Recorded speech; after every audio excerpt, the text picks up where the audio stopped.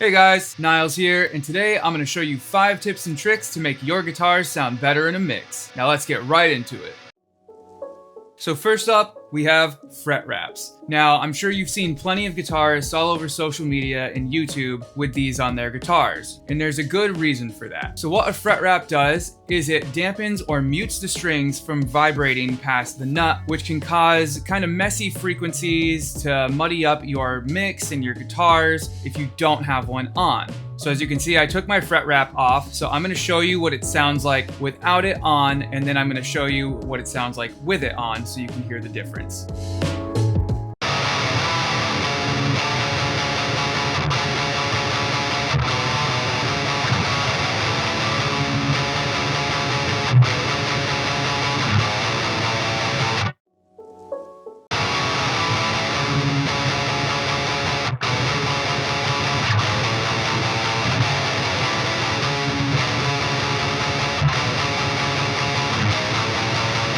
As you can already hear, it's a lot tighter as there's little to no resonance coming from the strings past the nut now.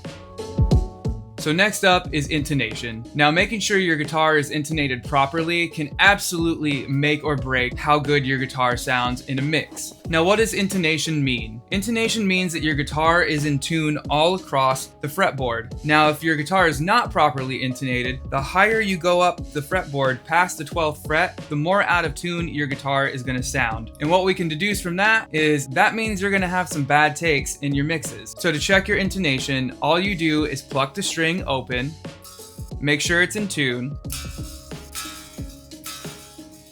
and then you pluck the string on the 12th fret and make sure that that is also in tune. If your intonation is out, it's very easy to adjust it. All you do is move the saddle forward or back depending on whether you're sharp or flat at the 12th fret. Now just remember, a small adjustment can go a long way. So this next tip is going to kind of piggyback off of the fret wrap thing a little bit. So say I want to track like a rhythm guitar part and I'm not really going to be using like these high strings at all. So something I can do to make sure that I get a tighter, cleaner take, you can take like a cloth or a piece of foam or anything like that. For me, I just have my little microfiber cloth for my glasses and I just bunch that up, and all you're going to do is stick that underneath the strings, or you could even like kind of stick them between the strings and whatnot too. And what that's going to do is mute those strings, much like the fret wrap does on like the strings behind the nut. And that way it'll make sure you don't get any unwanted resonant noise in your tape.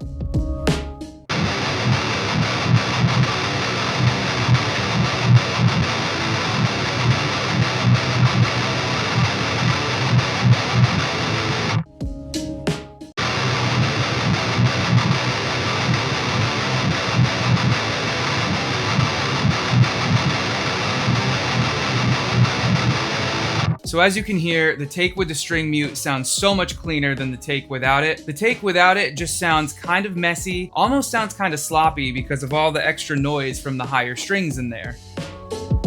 Alright, so tip number 4 is going to be choosing the right impulse response for your mix. Not all impulse responses are created equally, and they can drastically change how your guitars sound in the mix. So choosing the right impulse response for your mix is crucial.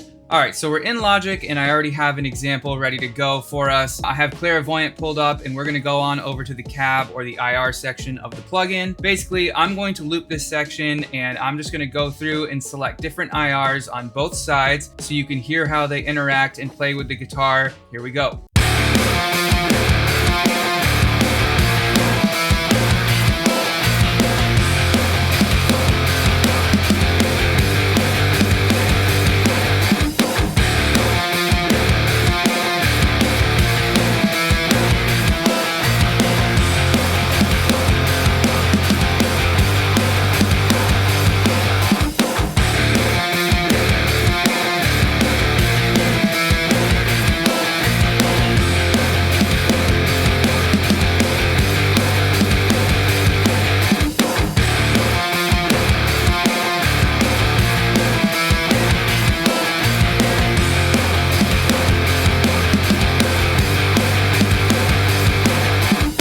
So as I'm sure you could hear, each impulse response was affecting the guitar differently. Some were affecting it in a way that was making it more harsh and kind of pokey, and just not making the guitar sound very desirable or fit in the mix all that well. Others were making the guitar sit nicely and work well with the other instruments such as the drums and the bass.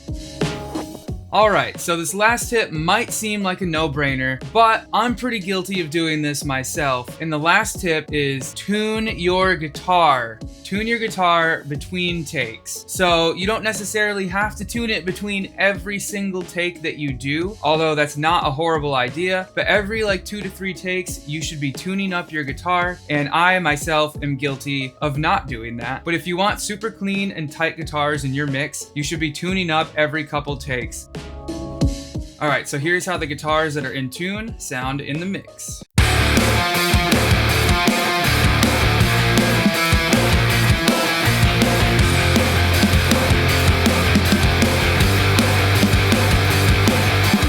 And here's how the guitars that are slightly out of tune sound in the mix.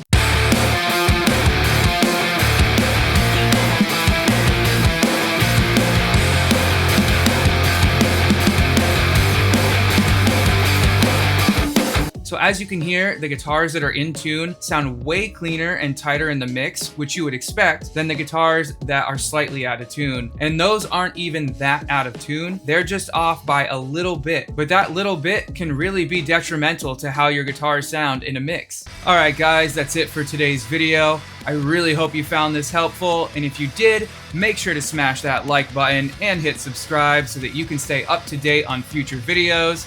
And as always, I will catch you in the next one. See you later.